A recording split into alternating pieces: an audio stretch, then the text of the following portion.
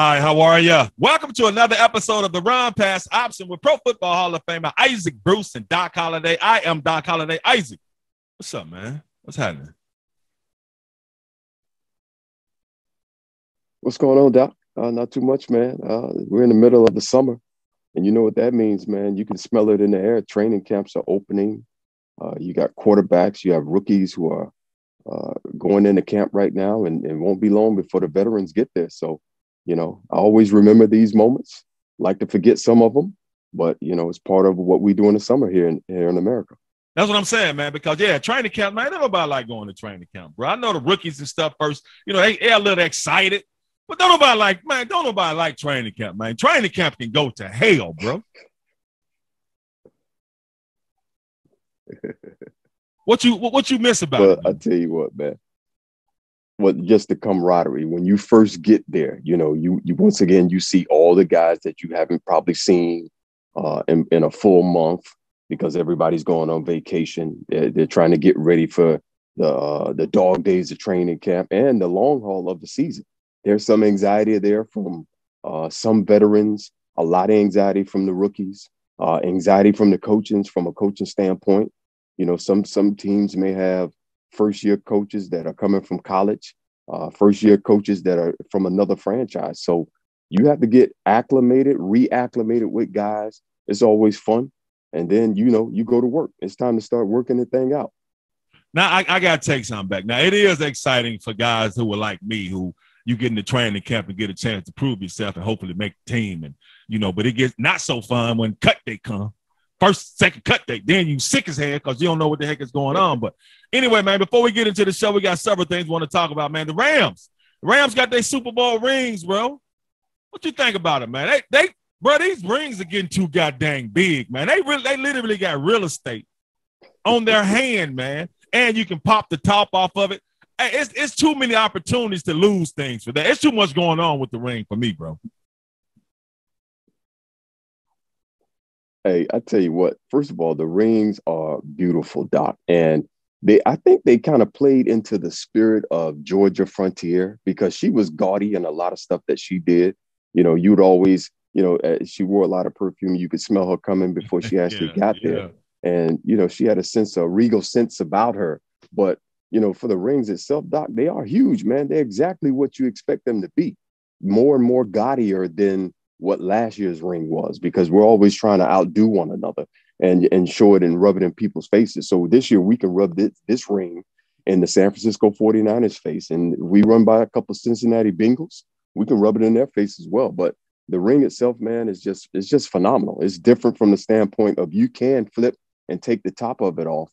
I don't think there's been a championship ring that's been able to do that yet, but it's awesome, man. I mean, I got asked the other day, am I expecting to receive one of those rings? And I said, we did give Eric Dickerson a ring when we won a championship. So I may be expecting me a Super Bowl ring and come through my mailbox sometime soon, Doc.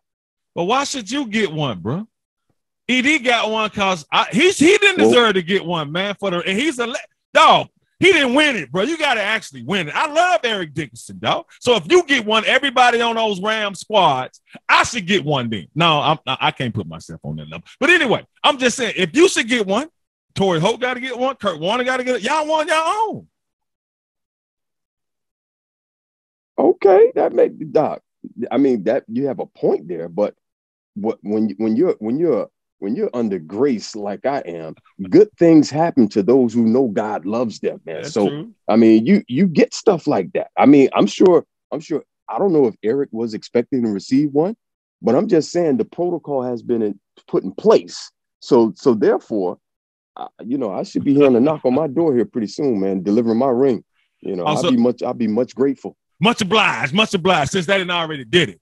So I can understand ED, but ED, man, even though he's a legend, he's a Hall of Famer, he's one of the best running backs to ever play, bro. He's still, probably like, I ain't earned it, but I'm going to take it. You know what I'm saying? He probably don't even wear it, bro, because you don't even wear your Super Bowl ring, man, and except for in rare occasions, bro.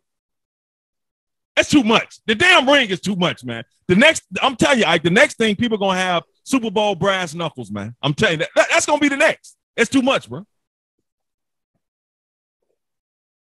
I like too much, but I always like too much in a good way. I don't think that ring is too much. I think it's what it is, and it should be that big. Because when you go to a training camp, when you go through the gauntlet of week of what we call an NFL scheduled season, and you come out, you win a division, you beat your actual rival in an NFC championship game at home, and you go to a Super Bowl where you're playing in a game that's up and down with a fresh Joe Burrow at the helm, leading a Cincinnati Bengal team, man, trying to defeat you in your home stadium. Doc, you should get a big ring like that, man, because that's a lot of, trials and tribulations that you went through. And, guys like Aaron Donald, I mean, this is what you play for, man, the money and all that stuff that comes, Doc.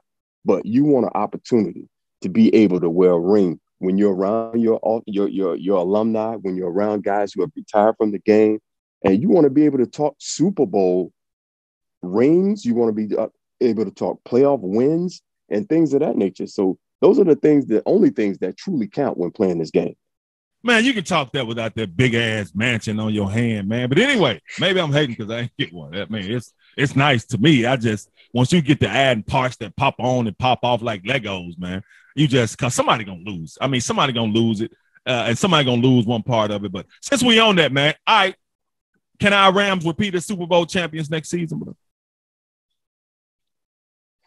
Doc, rule number one when you're heading into training camp, goal number one is always win your division, Doc. And when you look at this division, you have to look at what's transpired in Seattle. There's no more Russell Wilson there, and that's going to be strange to see.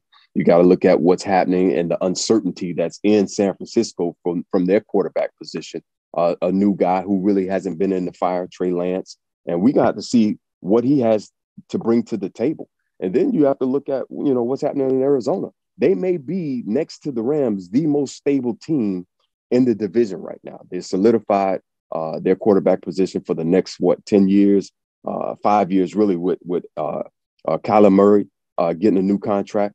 And he's happy now. So I think they're the biggest opponent that may be in front of the Los Angeles Rams as far as repeating as division champions.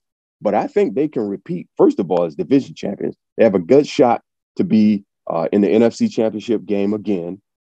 We added some pieces on offense. So, Doc, I wouldn't be surprised if you see the Rams end up in the Super Bowl in Arizona at the end of the day. But can the Rams win it again? Can we go back to back?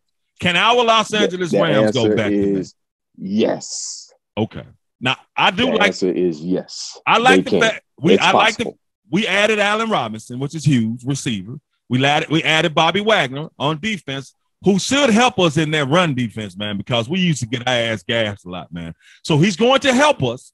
But my whole thing about, bro, it's hard as hell to win back-to-back Super Bowl championships, man. The last team who did it was what? The New England Patriots, man. They did it in 2004, 2005. Check this out. The Broncos did it in 98, 99. Dallas did it in 93 and 94. The Niners did it in 89 and 90. Steelers did it in 79 and 80. Since then, bro, I mean, counting in, we've only had 4 teams go back-to-back in 42 years, bro. That's damn near impossible, man. Look at the percentage of that. Now, I hope we do. But, bro, have we gotten better? Have the Rams gotten better? Yes. But it's a lot of other squad. Dog, it's hard as heck. If your version of the Rams couldn't go back-to-back, which I just knew you all were, I don't know if this version of the Rams can go back-to-back, bro. It's not that easy to do. Well, I tell you what, Doc, it's looking like, throw an extra bucket of water on top of the altar once again, man, just to make it extremely hard. And on top of that, Doc, you got to look at the schedule, man. I mean, the NFL doesn't make it easier for the Super Bowl champion.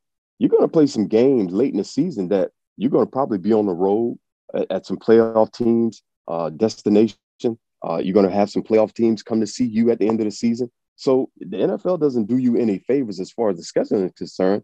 And at the same time, you got a bullseye on your chest and you got a bullseye on your back right now. Why? Because you are the Super Bowl champions. Every team is going to measure their success or their failures versed on the Los Angeles Rams when they're played. So strap it up, Doc. I think this will be a year where we have to have an extension of the preseason that probably goes in early into the season.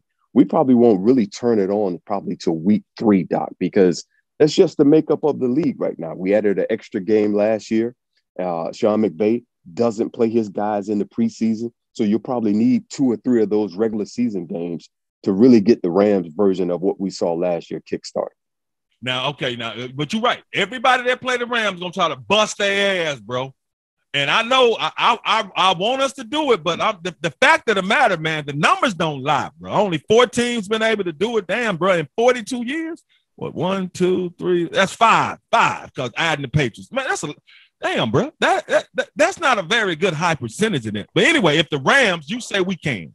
I say we can too. I don't think the Rams going to do it because it's so hard, but it can. But who's your favorite to win the Super Bowl? Do you have a favorite to win the Super Bowl next season? And if you do, why? Doc, I'm a homer, man. I'm going with the Rams until the Rams are standing on the podium or mathematically out of it, man. So, yeah, that's just me. But if I had to, put them to the side, Doc, I guess I would have to really just focus on what's happening in the AFC West. Doc, you have a group of 4 quarterbacks there that are amazing right now, and they'll probably end up beating each other up. But at the same time, that makes them game ready for everyone else in that AFC conference, and then potentially a run to the Super Bowl, man. So I'll say this. I'll go out on a limb, and I'll say the Las Vegas Raiders, Doc. The Las Vegas Raiders could be in a position not only to represent the Super Bowl, the AFC in the Super Bowl, but possibly win it all. So I'll pick the Raiders. Why is that? Because of the fact that they added Devontae Adams, which is a huge get, bro. And I think, you got Chandler Jones and the other guy over there. Get. Yeah, man. Yeah. Okay. Well, absolutely. They got a quarterback that I think is underrated, Derek Carr. You add in Devontae Adams. You add that to a group of receivers that they were already meshing together in the tight end Waller. Doc, they're pretty strong on offense. And then you add Chandler Jones on the defense who can get after the quarterback. So they're going to be playing with the lead most of the time. And when we saw last year, it's about when you get a lead in the game, can you close it out on defense by pass rushing? We saw the Rams do that with perfection last year. So Chandler Jones is one of those guys who can shut down and close down a game and getting after the quarterback. So I think they can rise to the level of being a Super Bowl representative in Las Vegas. All right, so what you think about this now? I'm not, even though I would love for our Los Angeles Rams to repeat, which I don't think we're going to, but I hope we do, which I don't think we're going to. I think the favorite is Buffalo Bills, bro. This why. For one, Josh Allen. Big dog is unreal, man. The man cold. Then Stephon Diggs. Josh Allen and Stephon Diggs, one of the best quarterback wide receiver duos in the NFL, man. Look at what Buffalo has done the last couple of years, bro. Josh Allen has led them to 3 playoff appearances. I think he's been in the league 4 seasons, bro. They lost to Kansas City, in that overtime game last season, which coin flip, they didn't get the rock. They lost to Kansas City in the AFC Championship game before then. But look at Josh Allen's numbers, bro. Because he's gotten better all 4 seasons. 4 seasons, man, dude is thrown for 14,114 yards, 103 touchdowns, 2,300 rushing yards, 31 touchdowns. He's averaging 5.5 yards a carry, bro. Then you got Stephon Diggs, who had 12-25 last year, 10 touchdowns. 9 starters coming back on offense, Ike B. Isaiah McKenzie, nice receiver, bro. Check this out, though. Last season, you got Isaiah McKenzie, then Gabriel Davis. Remember what Gabriel Davis did against Kansas City? Dude had 8 catches, 200 yards, 4 touchdowns, bro. Devin Singletary, nice running back. And then they got our guy Von Miller on defense. They added with a defense that's already kind of solid, bro. Then Dawson Knox is a great tight end. So that's why I say, man, to me it's Buffalo, because Josh Allen is a superstar quarterback, man. He's about to really take over the league. I know they're talking about Justin Herbert and all these other young quarterbacks, but Josh Allen, man, to go with that offense and adding Von Miller on defense and got all that loot, I'm saying Buffalo is that team, man, that I think is going to be getting one of them big gaudy ass nasty. I mean, I ain't going to say nasty. But one of them big gaudy ass Super Bowl rings next season, bro. It's definitely possible, Doc. I mean, everything that you just mentioned about the Buffalo Bills organization as a whole. First and foremost, they got the most important position taken care of in quarterback Yes. with Josh Allen, big figure, and he's an ascending player. And that seems strange to say that because when he first got into the league, we knew he had a big arm, but one of the biggest components about him is that his ability to run the football. So that running the football is still there, but he's starting to become a better passer. We see his Yes. accuracy. We see his ability to not throw the ball so hard all the time, but to be able to feather in some passes. That's starting to happen. Now, I will say this. He's probably, in my estimation, starting to be on the same level as a Lamar Jackson to me. Yeah.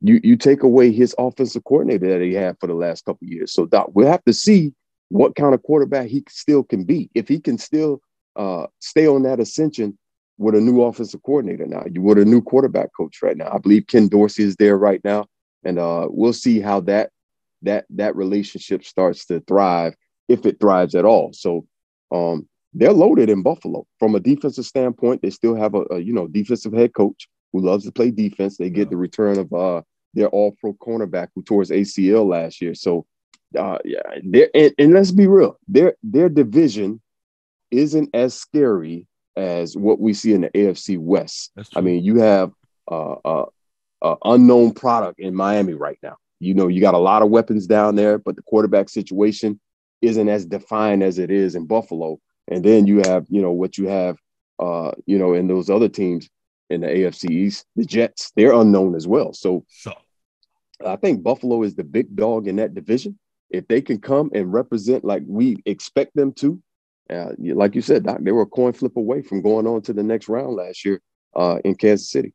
And you made a great point because Ken Dorsey was the quarterback coach last season. Now he's the offensive coordinator. And I think Buffalo is extremely smart to keep that continuity because Ken Dorsey probably has, ain't no doubt about it, he has the best relationship and probably the closest relationship with Josh Allen than anybody else on the team because he spent more time with him. So to move Ken Dorsey from quarterback coach to offensive coordinator, keep that continuity, keep that relationship going with Josh Allen, that's huge, man. And Isaac, a lot of times, man, quarterbacks and teams, when they're good, they have to suffer a little failure first before they get over the hump. That's why I think this season, everybody stays healthy.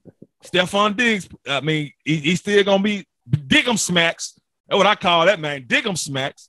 Hey, bro, and Von Miller doing what he does. Man, a Buffalo, and I got to add, and they added O.J. Howard from Tampa Bay. Now, he didn't just do a lot in Tampa Bay, but he's still a nice little tight end, man, to go what they got in Dawson Knox. So, Josh Allen, to me, I mean, he just that dude, man. And you talked about the AFC East.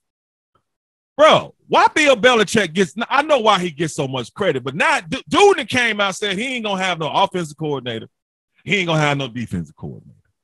How the hell, bro? How you going to do that, bro? You can't – Bill Belichick can't be in both both unit rooms all the time, man. How is that possible, bro, and be successful? Hey, Doc, there's a term called athletic arrogance. I guess you can slide that over and call some things coaching arrogance, because when you take a defensive coach, a guy that's been on the defensive ball for a very long time, Matt Patricia, and now you make him your offensive coordinator, Doc, I really don't see how it's going to work. They do things differently up there in Foxborough. So as we know, but Coach Belichick, these last couple of years, man, I mean, he hasn't been, or that team hasn't been what they used to be. I think the shock, the awe of what the New England Patriots used to be has evaporated. It started to evaporate in the AFC East. I don't think the Buffalo Bills view them as they used to view them. So there's a changing of the guard that's happened there. So let's be real. We're going to have to figure out and see if Matt Jones is the guy to lead this team to back to their prominence to where they used to be, man. So I think he needs some coaching. And is Matt Patricia the guy to take Matt Jones to the next level? Doc, I don't think so, man. I think you need a seasoned guy, a guy with, some offensive prowess who's been used to running these route combinations and other places, who probably, from the Sean McVay tree, to get in there and really to help develop Matt Jones, because he's going to need that, Doc. The thing about it, you said it's Matt Jones that guy. I'm going to take one title of that movie that just came out Friday. Nope. Hell to the no. You ain't seen that movie yet? Nope. You got to check it out, man. You got to check it out. Now, he ain't that dude. No, I haven't. And you said a point. See, you're right. The Patriots, that luster is gone. And is it a coincidence that luster left soon as Tom Brady left?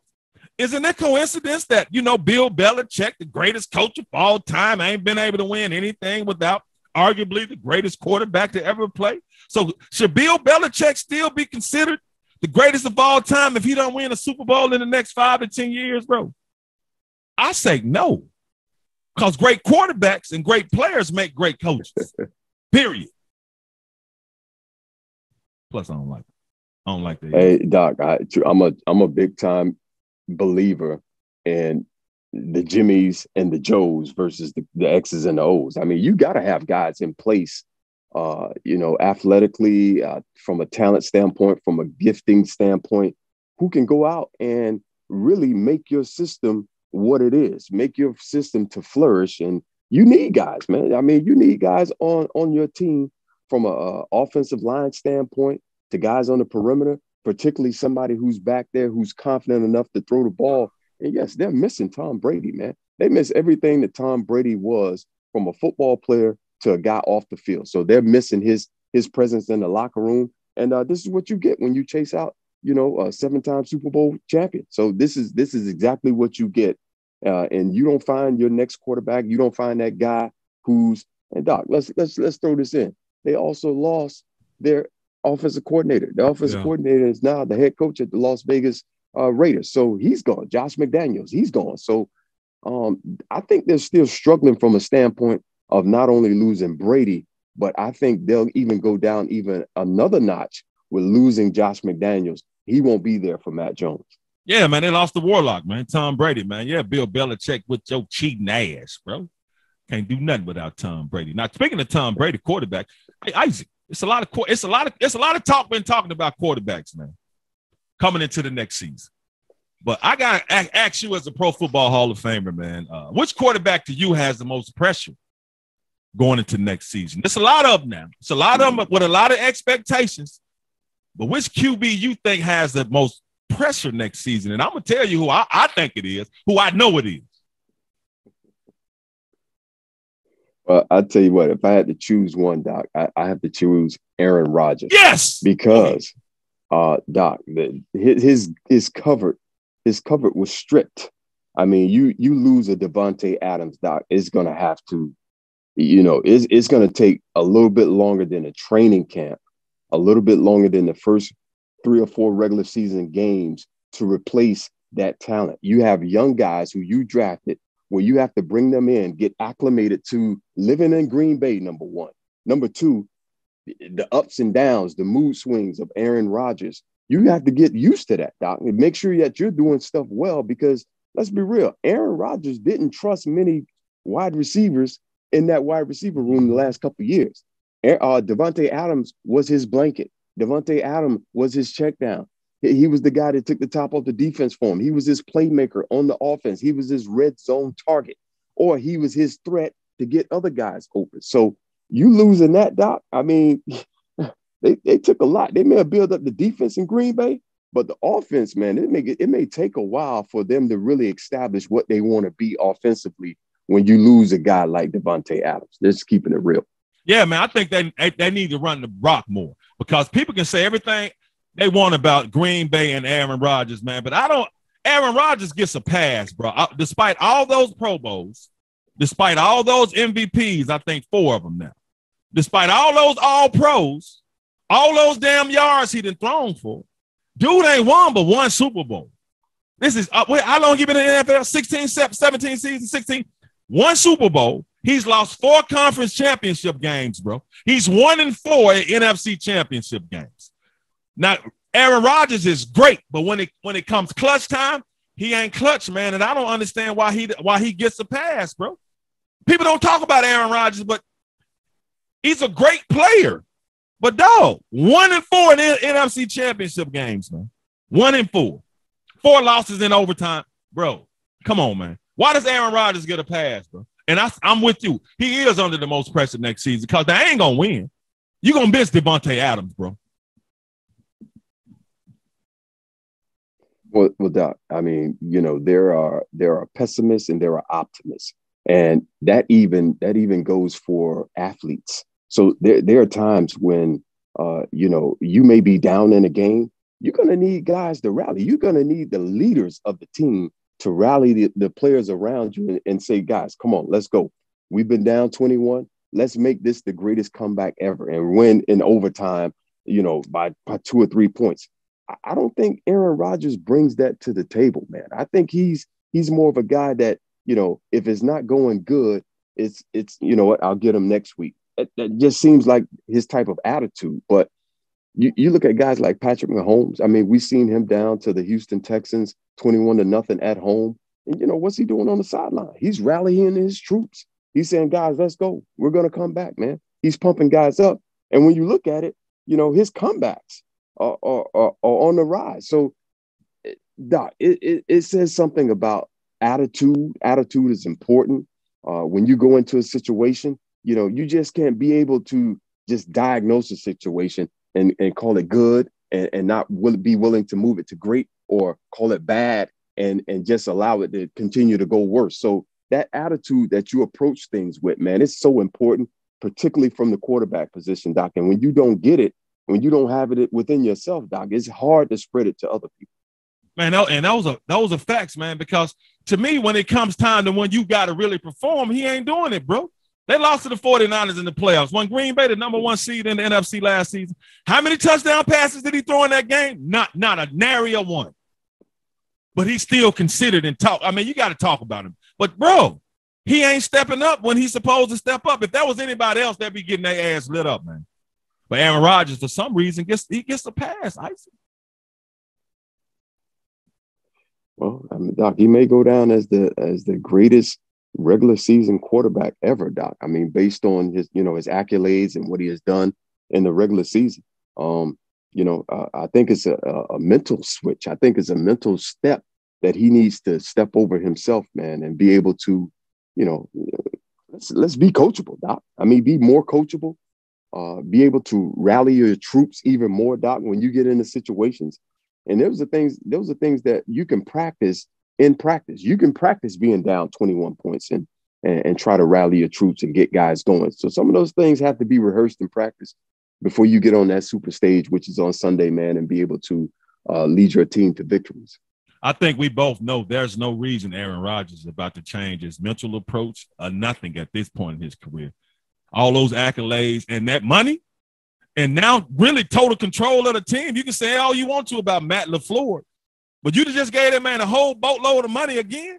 Man, dude ain't going to change his. Ain't no way in the hell he's going to change his ways. So Green Bay can get ready to lose again this next season, lose again in the playoffs possibly.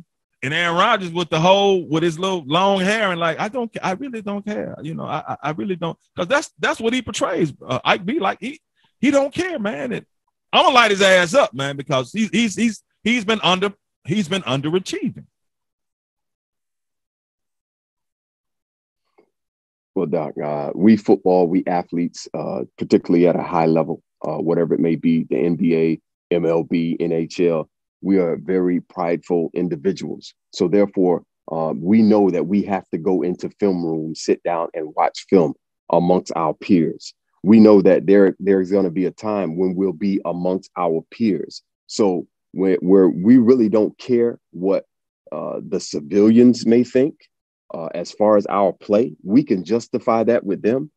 But Doc, when you're in a room with other generals, when you're in a room with other majors, Doc, I mean, there's a place where you're going to have to answer to some things. I mean, there's some times where that quietness is going to be so loud, it's going to be so deafening that you're going to have to explain yourself to some people, because we know what it takes. We've been in the same situations and prevailed. So when you don't see that happening with a very talented quarterback, Doc, you have to question some things.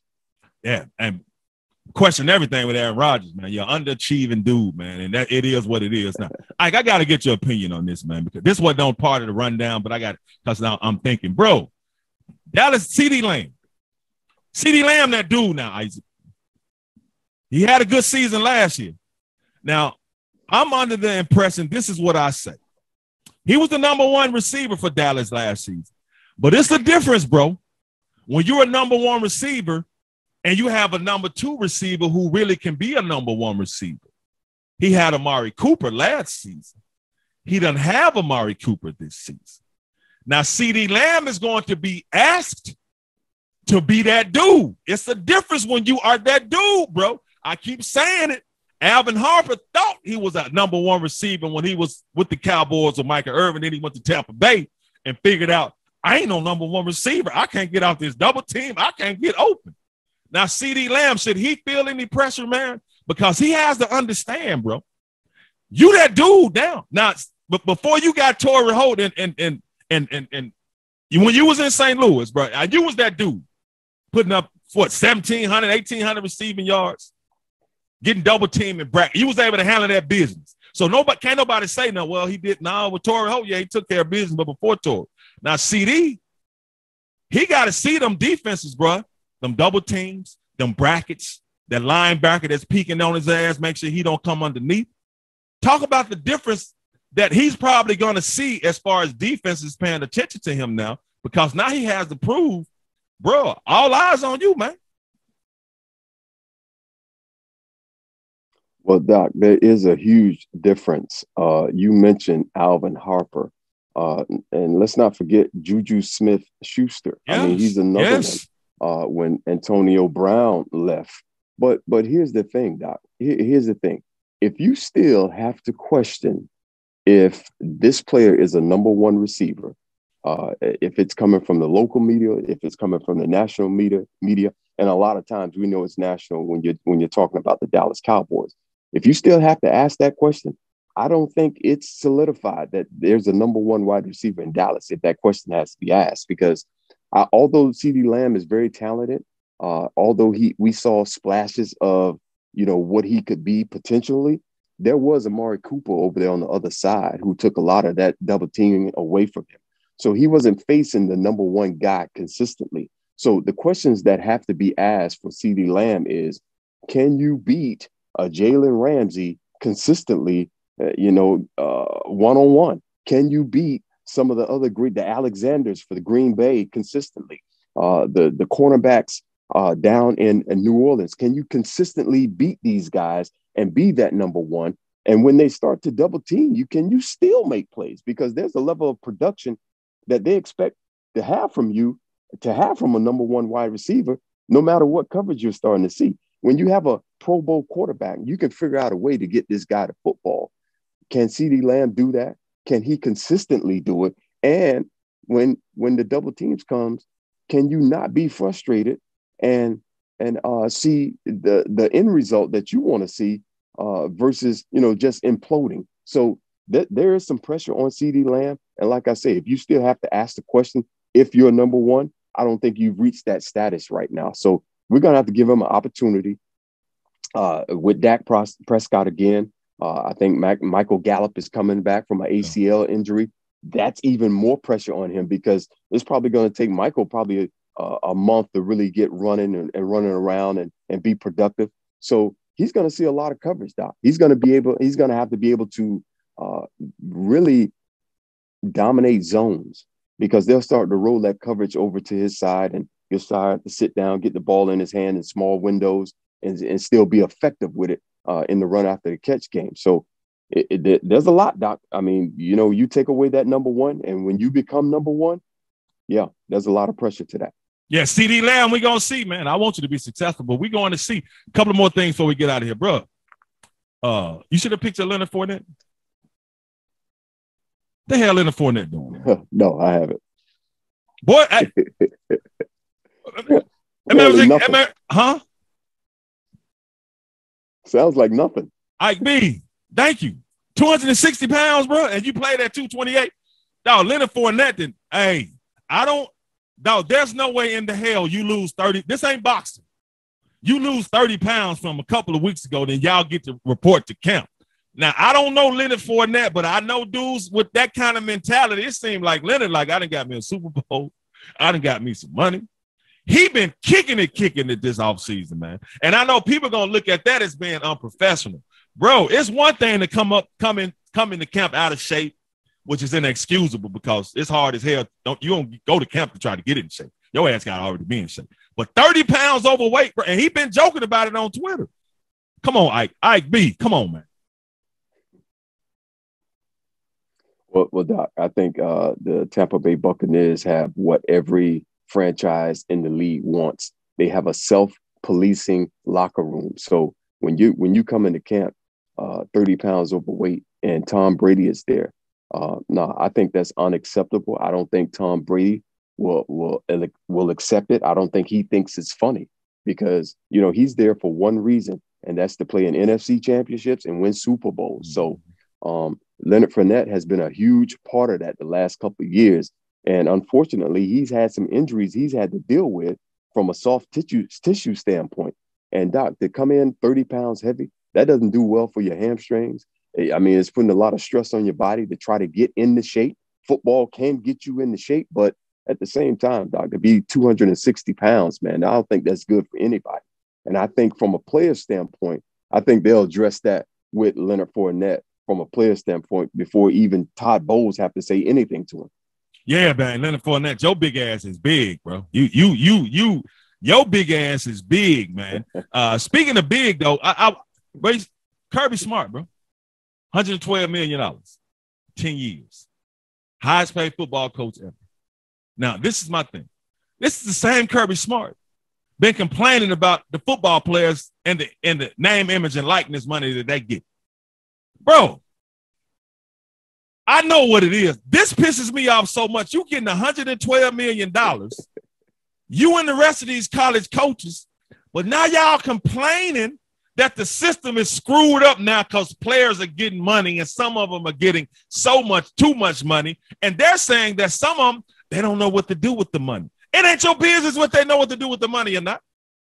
No, this dude getting $112 million, but he's criticizing the players who are helping him get $112 million from them getting dollars themselves, man. Yeah. Man, that just teams of just plantation mentality, bro. Serious. Well, I'll tell you what, Doc. I mean, it's a lot of money. $112 million is a lot of money. Does he deserve it? I mean, there's somebody out there willing to pay it to him. But when you talk about the players getting money, when they're cashing in on their name, image, and likeness, Doc, you say that they don't know what to do with the money. Well, what happens when those same players come into training camp and they don't know how to take on a double team? They don't know how to get off the line of scrimmage. You have somebody teach them. You bring somebody in to teach them what to do with that money. And you don't go and get yourself on the podium and put the microphone in your face and say they don't know what to do with it. Come on, man. Okay, you're quote unquote a father figure to these guys. So if their natural fathers miss the opportunity to teach them to be financial responsible, there's an opening for you right there, Doc. It can't be all football because we know it's only 20 hours a week as far as college sports and athletics are concerned. So supplement that. Bring somebody in, use some of your own funds if you have to, because you say you love them, you say you care for them. Bring someone in to teach them financial responsibility, Doc, because I guarantee you at the University of Georgia in Athens, they don't offer financial literacy because they're not teaching you to be an employer, but an employee. So therefore, bring someone in and then we can stop that talk. And that makes your team even more attractable to a future Bulldog. I mean, you can bring these guys in, you can go ahead and pay them over the table now. And then at the same time, have somebody sitting there to teach these young men financial literacy. Great point. I mean, absolutely great point. Teach it to them. Because your ass getting paid off the TV money that the SEC and Georgia get.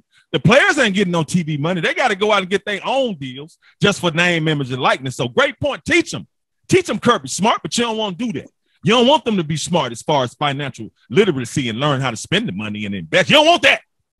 You just want to take it from them and you just want to get the loot. So Kirby Smart, shut your ass up, man. One more thing, bro. Kevin Durant, man, they said the Boston Celtics talking about possibly trading for Kevin Durant. They're in the mix now. How you feel about that? Because I know Boston not getting rid of Jason Tatum. So, but my whole point is that if I'm Brooklyn and y'all want Kevin Durant, you got to give me Jaylen Brown. You got to give me Marcus Smart. You got to give me about 4 first-round draft picks. You got to give me about 3 second-round draft picks. Because if Rudy Gobert got all of that to go to Minnesota, Kevin Durant he got to get way much more than that. But my whole point, do you want to go to a team that's been depleted, man? You know what I'm saying? But Boston being in the mix, but that would mean Kevin Durant, if he goes to Boston, that means once again, when Golden State swept OKC out, he got swept, then he went to them the next season. So it'd be the same thing. Boston just swept Brooklyn. He'll be going to that, but I don't blame KD for that. But if that's something, man, that Boston should do, because they're coming up off of Jaylen Brown at least, and Marcus Smart probably too, to get Kevin Durant. Well, Doug, you're talking about another championship franchise, man. They pretty much do whatever it takes to win championships. And when a guy like Kevin Durant is on the market, you definitely look twice into your cupboard to see what you have available. And if that means trading one of your high-value assets in a Jaylen Brown to get Kevin Durant, Doc, that's just something you do. I mean, if you have 3 or 4 first-round draft picks that they're asking for, you try to accommodate them as best you could. So now, if you're mortgaging your future to get a Kevin Durant to give you another championship, Doc, we've seen plenty of teams do that. So I think if you got it, if you can make it happen, by all means, you do it, Doc. Now, this is my thing. Now, of course, just Jaylen Brown. Of course, you trade Jaylen Brown for Kevin Durant. But my whole thing is everything that the Nets are going to ask for to get Kevin Durant. What's going to be left? And this is my problem. This is the Boston Celtics, Isaac. They don't need another championship to solidify their place in history. Now, if you're a team who hadn't won a championship, okay, I get it. Give up everything so you can get at least one under your belt. To me, that's Brooklyn. Brooklyn, you crazy as hell if you let Kevin Durant leave. Y'all hadn't won anything since the ABA. See, Brooklyn should be doing everything they can to keep Kevin Durant. Now, they can say, I don't care what Kevin Durant says. Man, you got 4 years left. Kevin Durant, can we go out to eat, man? Can I get you, come on, bro. But Boston don't have to give up everything because they're already an historic NBA franchise with multiple NBA championships. Why the hell you want to win chasing championships, but they shouldn't be chasing chips. They don't have to chase chips. Now I get it. You're gonna have to give up a lot to get to Kevin Durant. So you might win next year, but then you're probably gonna be solid. Well, you're still gonna have him for a couple of years, but I don't know why Boston would do that, man. Them being who they are. Well, I know exactly why Boston would do it, man. I mean, in the spirit of Red Auerbach, it's what he did. I mean, you call it chasing championship. He calls it competitive greatness. When you have the experience and the taste of winning one championship, Doc, guess what? You want it again. You know what I'm saying? So therefore, when you look at the Boston Celtics, of course, by all means, they go out and add another iconic name to wear the Boston Celtic uniform, and that be Kevin Durant. Of course, Doc, you make every move you can possible to bring this guy into the fold. And not only that, if you're going to be giving away Jaylen Brown, I mean, that could open up some cap space to add another player, a player probably that's on the verge of becoming an all-star, and to be tutored by a Kevin Durant, to be taken to that next level. So this is what you do. And there's a silent race that's going on between franchises, Doc.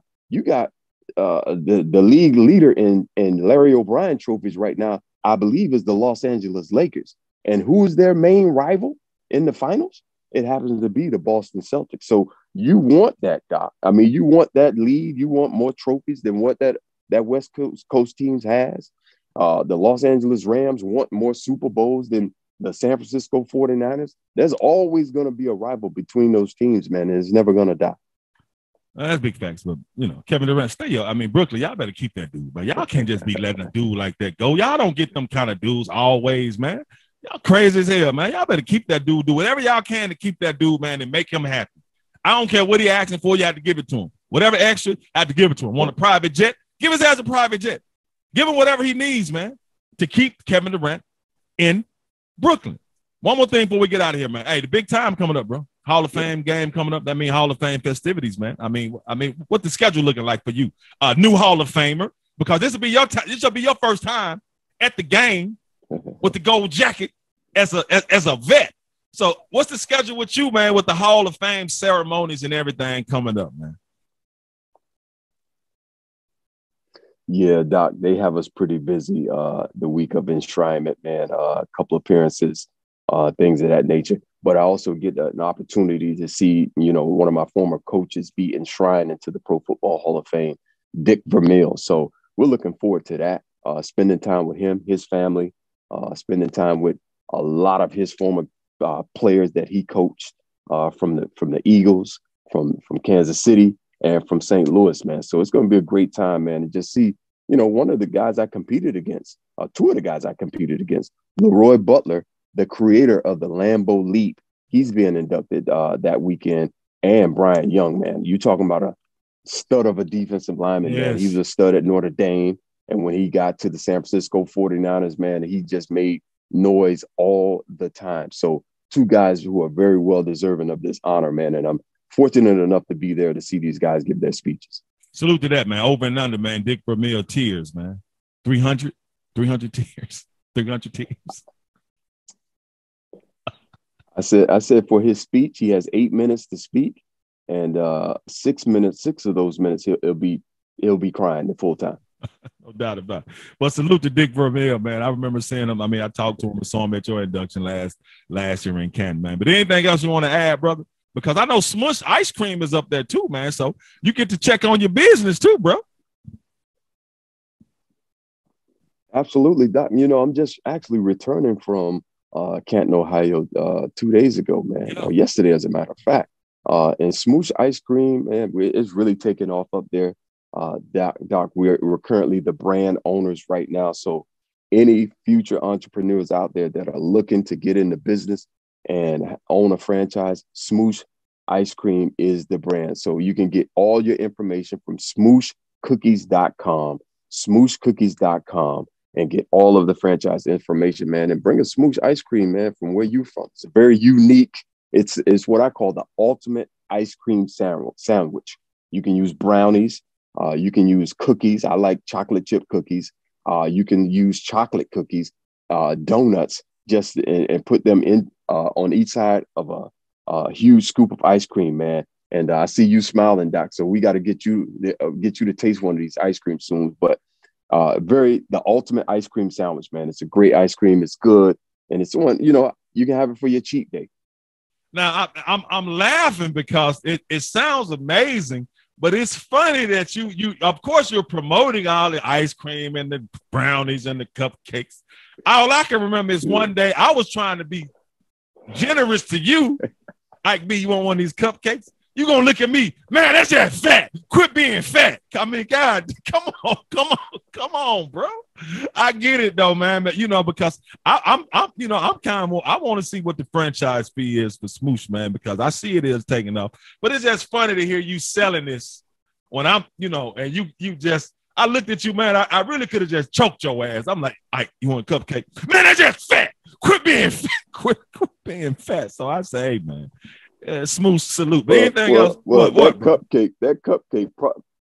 Listen, that cupcake was probably on that shelf since school started. It don't matter. Started school back in August, and I believe that was around December. We probably was going to a basketball game. That thing was probably there since then. So that was way too long to be trying to, curb some hunger that we might have had at that moment. But, bro, you didn't say that. You just told me I was being fat because I wanted the damn cupcake. You didn't say, look here, Doc, I love you, man. You my brother. I care about the nutritional intake of you. And the cupcake seems kind of old. You didn't say that. You just said, man, that's fat as hell that you want that cupcake. That's basically what you said. But anyway, man, anything else you want to add before we get out of here, bro? Yeah, we were currently off the mic that moment, so I had to give you the realness, man. But, man, it's a great show, man. It's awesome to be back on here and really start to get this thing churning with football season started. Yes, sir. And for everybody that's listening, man, this goes up on YouTube and also the Run Pass Option podcast, man. From now on, we're going to do these at least once a week with Isaac. We got to check his availability, but once a week because football season is here. This is what we're talking about. That's what it's about, man. So you good. Anything else, brother? Anything else you want to talk about your boy, man? Eating cupcakes and ice cream and all. We straight? Okay, well, that's going to do it for another great episode.